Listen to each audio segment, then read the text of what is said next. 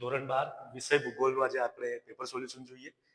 વિભાગીયની અંદર જે પ્રશ્નો પૂછાયા પહેલા એનો ઉત્તર આપણે જોઈ લઈએ. પહેલો પ્રશ્ન હતો કે નીચેનામાંથી કયું તત્વ પ્રાકૃતિક પર્યાવરણનું નથી? તો એનો જવાબ આવશે સી, પરિવહન.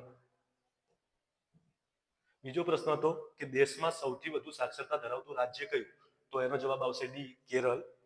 ત્રીજા નંબરનો પ્રશ્ન હતો કે ઔદ્યોગિક ક્રાંતિની શરૂઆત કયા ખંડમાં થઈ હતી? તો યુરોપ ખંડમાં ઔદ્યોગિક ક્રાંતિની શરૂઆત થઈ હતી. ચોથા નંબરનો પ્રશ્ન હતો કે સંદેશા વ્યવહારને ખૂબ સરળ બનાવનાર? તો ઇન્ટરનેટ જે છે એનો જવાબ આવશે. પાંચમા નંબરનો પ્રશ્ન, પરિવહનનું કયું વાહન પ્રદૂષણ ફેલાવતું નથી? તો એનો જવાબ આવશે સાયકલ. આગળ વધીએ. છઠ્ઠા નંબરનો પ્રશ્ન હતો કે ભારતમાં પ્રથમ બોલતી શ્વેત શ્યામ હિન્દી ફિલ્મ કઈ હતી? તો એનો જવાબ આવશે એ, આલમ આરા. 1913 ની અંદર રાજા હરિશ્ચંદ્ર જે છે ભારતની પ્રથમ ફિલ્મ હતી, પરંતુ બોલતી શ્વેત શ્યામ ફિલ્મ જે છે આલમ આરા આવશે. સાતમા નંબરનો પ્રશ્ન હતો કે ડ્રેજિંગ એટલે શું? તો ડ્રેજિંગ એટલે કે નદી તળમાંથી કાંપ કાઢવાની પ્રક્રિયા, જેને કહેવામાં આવે છે ડ્રેજિંગ. આઠમા નંબરનો પ્રશ્ન હતો કે ભારતમાં શહેર માટે વસ્તીનો માપદંડ કેટલો છે? તો ભારતમાં શહેર માટે વસ્તીનો માપદંડ જે છે 5000 છે. નવમા નંબરનો પ્રશ્ન હતો કે નીચેનામાંથી કયો દેશ સાર્કનો સભ્ય નથી? સાર્કનો જે સભ્ય છે નેપાળ, પાકિસ્તાન, ભૂટાન, આ બધા દેશ સાર્કના સભ્યો છે, પરંતુ ચીન જે છે ને સાર્કનો સભ્ય નથી. સાર્કનું વડું મથક જે છે એ કાઠમાંડુમાં આવે. દસમા નંબરનો પ્રશ્ન હતો ચીન અને દક્ષિણ પશ્ચિમ એશિયાના મધ્યમાંથી પસાર થતો જે જૂનો માર્ગ એને કહેવામાં આવે છે રેશમ માર્ગ. 11મો પ્રશ્ન હતો કયા સ્થળે જોનબિલ મેળો ભરાય છે? જે ગોવાની અંદર જાગીર રોડ પાસે જોનબિલનો મેળો ભરાય છે, જે વિનિમય વ્યવસ્થા માટે જાણીતું છે. 12મા નંબરનો પ્રશ્ન હતો કે નીચે આપેલી વિગતોમાં કુદરતી તત્વ કયું છે? તો રેલ માર્ગ એ માનવ સર્જિત છે, બંધ એ પણ માનવ સર્જિત છે, અમદાવાદ એ પણ કુદરતી તત્વમાં નહીં આવે, તો પછી પાવાગઢ ડુંગર જે છે એ કુદરતી તત્વ છે. આગળ વધીએ. 13મા નંબરનો પ્રશ્ન હતો કે દ્વિતીયક માહિતી એટલે શું? તો એનો જવાબ આવશે પ્રકાશિત સાહિત્યમાંથી લીધેલી માહિતી. 14મો પ્રશ્ન હતો કે ભારતમાં સર્વે ઓફ ઇન્ડિયાની કચેરી ક્યાં છે? તો ભારતમાં સર્વે ઓફ ઇન્ડિયાની કચેરી જે છે દહેરાદૂન ખાતે આવેલી છે.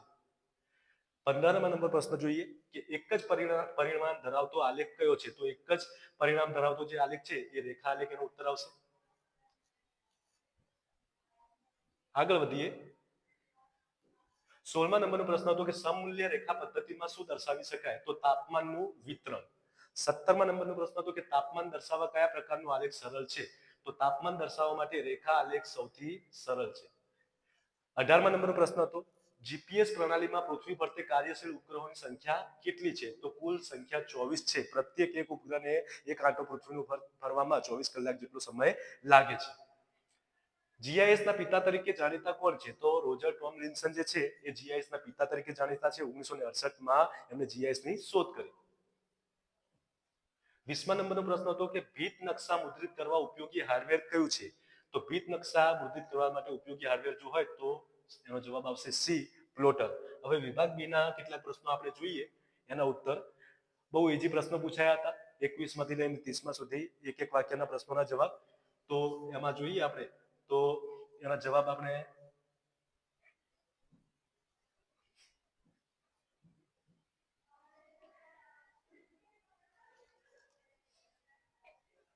21મા નંબરના પ્રશ્નનો જવાબ આવશે માનવ ભૂગોળ એવા બધા તત્વોનો અભ્યાસ કરે છે જે માનવીની ક્રિયા પ્રતિક્રિયા દ્વારા પ્રભાવિત થાય છે. આ જે બર્નાર્ડ વેરેનિસ જે પુસ્તક જીઓગ્રાફી જર્નાલિસ્ટ લખ્યું હતું એમાં માનવ ભૂગોળની વ્યાખ્યા આ મુજબની એમને આપી છે. 22મા નંબરનો પ્રશ્ન હતો કે નિશ્ચિત ખનિજ એટલે શું? તો ખનિજની વ્યાખ્યા જે છે નિશ્ચિત અણુરચના, રાસાયણિક બંધારણ અને સમાન ગુણધર્મ ધરાવતા ઘન, પ્રવાહી કે વાયુમય પદાર્થને ખનિજ કહે છે. 23મા નંબરનો પ્રશ્ન હતો કે સિલિકોન વેલી એટલે શું? તો ઇન્ફોર્મેશન ટેકનોલોજીના સંદર્ભે ઘણા વિકસિત ઉદ્યોગોનું એક સંકુલ એટલે કે સિલિકોન વેલી. 24મા નંબરનો પ્રશ્ન હતો કે સૌથી લાંબી પાઇપલાઇન, તો એનો જવાબ આવશે કોમેકોન. 25મા નંબરનો પ્રશ્નનો જવાબ આવશે સામ પિત્રોડા. 26મા નંબરનો પ્રશ્નનો જવાબ આવશે વિનિમય વ્યવસ્થાની વ્યાખ્યા પૂછી હતી કે જેમાં જરૂરિયાત મુજબની વસ્તુઓની પ્રત્યક્ષ આપ-લે કરવામાં આવે એને કહેવામાં આવે છે વિનિમય વ્યવસ્થા. 27મા નંબરના પ્રશ્નનો જવાબ આવશે વસાહતોના બે પ્રકાર, ગ્રામ્ય વસાહત અને શહેરી વસાહત. 28મા નંબરનો પ્રશ્ન જે હતો આલેખની વ્યાખ્યા શું થાય?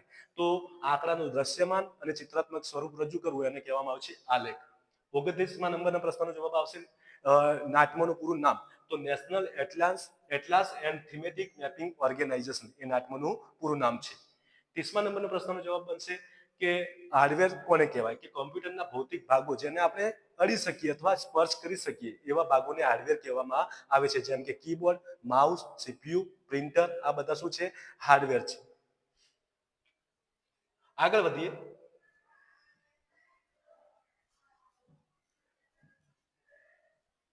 વિભાગ સી ની અંદર પણ બહુ સરળ પ્રશ્નો પૂછાયા. વસ્તીના માળખામાં કઈ કઈ બાબતોનો સમાવેશ થાય છે? દ્વિતીય પ્રવૃત્તિના લક્ષણો, તો જે કાચો માલ હોય બરાબર, એ કાચા માલનું તૈયાર માલમાં રૂપાંતર કરવું, જેમ કે લોખંડમાંથી પોલાદ બનાવવું બરાબર. એના સિવાય જે કપાસ હોય એ કપાસમાંથી કોઈ કાપડ તૈયાર કરવો તારમાંથી બરાબર. આ બધા એના લક્ષણો છે. ખનન એટલે શું? તેના પ્રકારો. પછી પંચમ પ્રવૃત્તિ બરાબર, ઉચ્ચ કક્ષાના જે નિર્ણાયકો, નિર્ધારકો, એ બધું એની અંદર આવે. ત્યાર પછી આગળ વધીએ. વિભાગ ડી ની અંદર પણ બહુ ઈઝી પ્રશ્નો હતા, જે આની અંદર મૌલિક રીતે આપણે ઘણું બધું લખી શકીએ. સુએઝ નહેર વિશે ટૂંક નોંધ, બધું એકદમ ઈઝી જ છે. આગળ જે 52મા નંબરનો જે દાખલો છે એ આપણે થોડું જોઈ લઈએ. એની અંદર કંઈ વધુ કરવાનું ન હતું, મધ્યસ્થ શોધો. તો એ મધ્યસ્થ કેવી રીતે શોધવાનો છે એવું તમને બતાવું.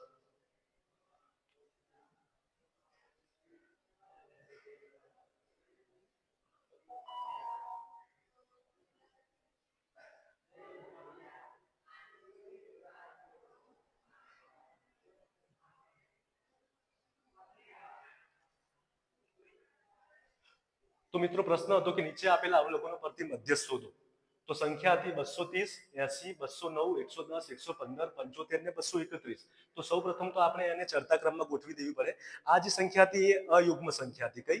અયુગ્મ. અને અયુગ્મ જ્યારે સંખ્યા હોય તો એના માટે સૂત્ર હતું કે m બરાબર n વત્તા 1 ભાગ્યા 2, એટલે કે કુલ પ્રાપ્તાંકો વત્તા 1 કરવાનું હતું બરાબર. તો એની અંદર પહેલા તો ચડતા ક્રમમાં ગોઠવીએ તો ચડતા ક્રમમાં 75, 80, 110, 115, 209, 230, 231 આ રીતે ચડતા ક્રમમાં આપણે ગોઠવી નાખવાની હતી. ત્યાર પછી સૂત્ર મૂકવાનું હતું m બરાબર n વત્તા 1 ભાગ્યા 2. m બરાબર n એટલે કે કુલ પ્રાપ્તાંકો જે હતા એની સંખ્યા કુલ કેટલી હતી? તો 1, 2, 3, 4, 5, 6, 7, 7 સંખ્યા કુલ હતી. તો 7 વત્તા 1 કરવાનું હતું. તો m બરાબર 7 વત્તા 1 કર્યા અને ભાગ્યા 2 કર્યા તો 8 ભાગ્યા 2 થયા. અને 8 ભાગ્યા 2 જ્યારે કર્યું તો એનો ઉત્તર આવ્યો 4. એટલે ચોથી સંખ્યા જે ચડતા ક્રમમાં ગોઠવી એમાં ચોથી સંખ્યા કઈ હતી? પહેલી નહીં, બીજી નહીં, ત્રીજી નહીં અને ચોથી સંખ્યા હતી 115. તો એનો ઉત્તર આવશે 115. પછી એક પ્રશ્ન પૂછાયો હતો કે નીચે આપેલા કૃષિ ઉત્પાદનોની આંકડાકીય માહિતીના આધારે વિભાજિત વર્તુળ આલેખની રચના કરો. તો કૃષિ પાક આપેલા હતા અને ઉત્પાદક આપેલું હતું. કૃષિ પાકમાં ઘઉં, કપાસ, મગફળી, જુવાર, મગ એની ટકાવારી આપી હતી ઉત્પાદનની. તો 35% કપાસ, 25% મગફળી, 20% જુવાર, 15% મગ, 5%. આ રીતનું આપણે વિભાજિત જે વર્તુળ જે છે એ વર્તુળ બનાવવાનું હતું. એની અંદર કપાસની ટકાવારી, મગફળીની, જુવારની, ઘઉંની, પછી મગની એ બધી દર્શાવવાની હતી. હવે મેં તમને શીખવાડ્યું હતું કે 3.6 વડે દરેકને ટકાવારીને આપણે શું કરવાની છે? ગુણી નાખવાની છે બરાબર. તો એની અંદર આપણે જોઈએ તો ઘઉં જે છે 36/10 ગુણ્યા 35/1 કરીએ ત્યારે 126 એનો જવાબ આવે છે. બીજા નંબરનું કપાસ જે હતું 36/10 ગુણ્યા 25/1 બરાબર 90. શોર્ટમાં આપણે 3.6 ગુણ્યા જેટલું પણ ઉત્પાદન આપ્યું હતું એ ઉત્પાદનને ગુણાકાર કરીએ તો આપણને જવાબ મળી જાય. ત્રીજા નંબરનું હતું કે મગફળી. તો મગફળી જે છે 36/10 ગુણ્યા મગફળીનું ઉત્પાદન જે હતું 20 બરાબર. તો 20 વડે 3.6 ને ગુણીએ તો જવાબ કેટલો આવે? 72.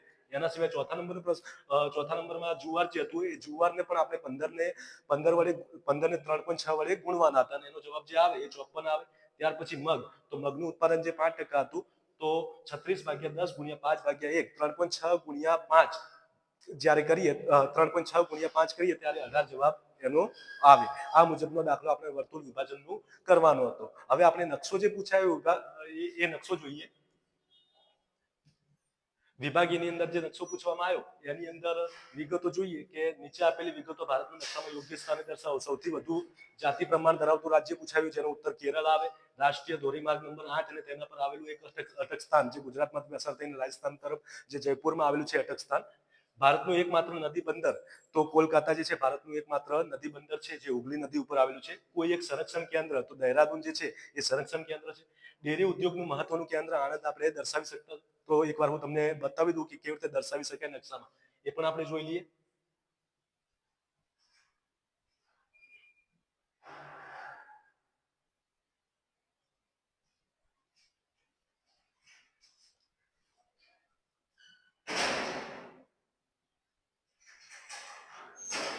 તો મિત્રો જો આપણે પહેલો જે પ્રશ્ન હતો સૌથી વધુ સાક્ષરતા ધરાવતું રાજ્ય તો કેરળ અહીંયા દર્શાવવાનું હતું. બીજા નંબરનું જે હતું અટક સ્થાન નેશનલ ધોરીમાર્ગ જે છે એની અંદર 8 નંબર ઉપર આવતું જયપુર. ત્યાર પછી અટક સ્થાન એ જયપુર આવશે. ત્યાર પછી ત્રીજા નંબરનું જે હતું ભારતનું એકમાત્ર નદી બંદર કોલકાતા આવશે. ત્યાર પછી ચોથા નંબરમાં દહેરાદૂન સંરક્ષણ કેન્દ્ર. પાંચમા નંબરનું જે હતું નકશાની અંદર એની અંદર આણંદ આવશે. આ મુજબનો આપણે નકશો તૈયાર કરવાનો હતો. ઓકે, અસ્તુ.